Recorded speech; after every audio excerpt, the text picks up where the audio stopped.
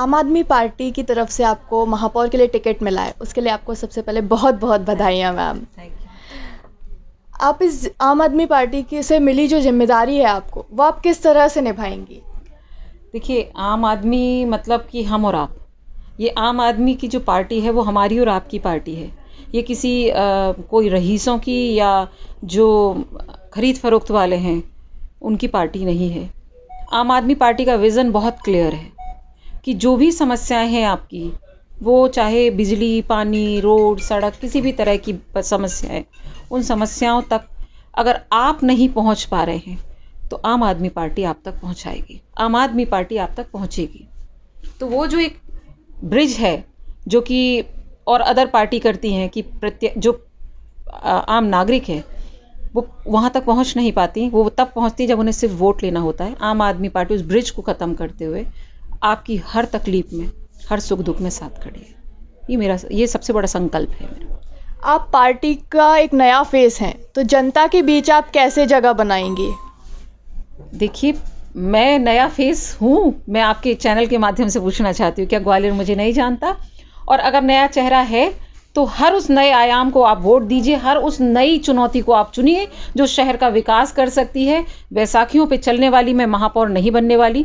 मैं स्वयं अपनी लड़ाई लड़ रही हूँ, बेटी लड़ रही है शहर की।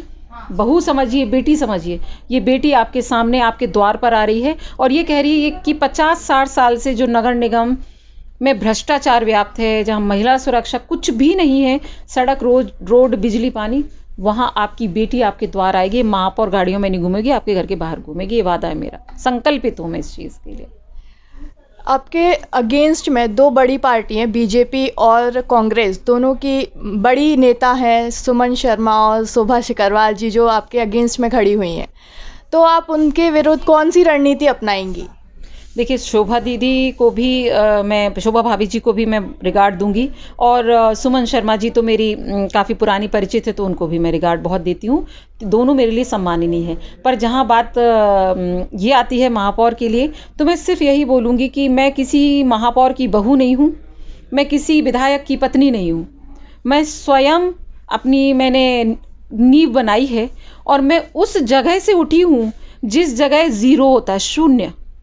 मैंने उस शून्य से अपने आगे अब ये इमारत लिखी है, इबादत लिखी है। तो मैं सिर्फ यही बोलूँगी, अपने आप को स्टैंड करने के लिए परेशान होना पड़ता है, अपने आप को प्रूफ करने के लिए जगह जगह अपनी परीक्षाएं देनी होती हैं। मैं उन सब परीक्षाओं से अकेली गुजरी हूँ।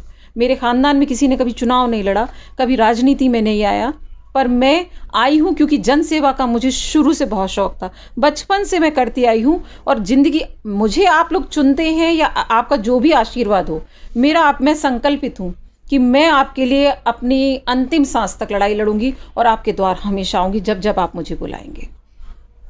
आपके लिए ग्वालियर की सबसे प्रमुख समस्या क्या है, जो आप चाहती हैं कि ये जल्दी से जल्दी रिजॉल्व हो?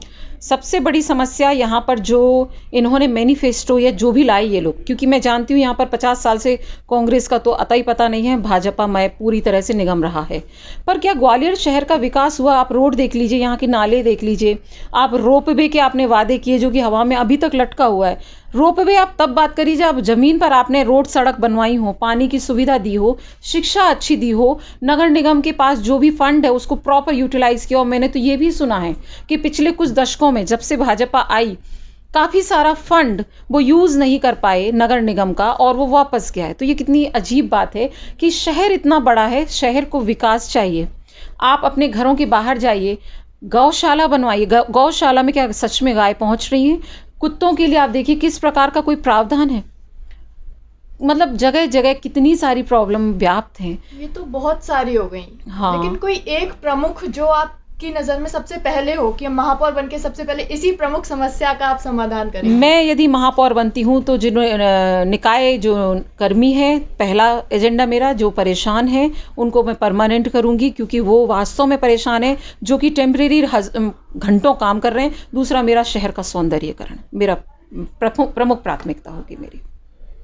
आप जनता के लिए क्या संदेश देना चाहती हैं? मैं आम आदमी हूँ और आपसे जुड़ी हूँ। आप लोग भी आम तो हम भी आम।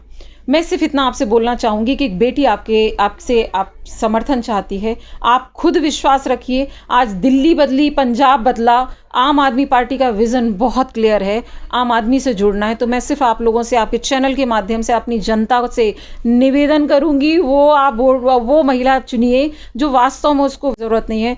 अगर इतनी सहजता से उपलब्ध हो, अभी हम बहुत जल्दी महिला महापौर हेल्पलाइन नंबर भी जारी करने जा रहे हैं। आप 24 आवर्स सिर्फ रिंग दीजिए, मिस्ड कॉल दीजिए, हमारे लोग आप तक पहुंचेंगे।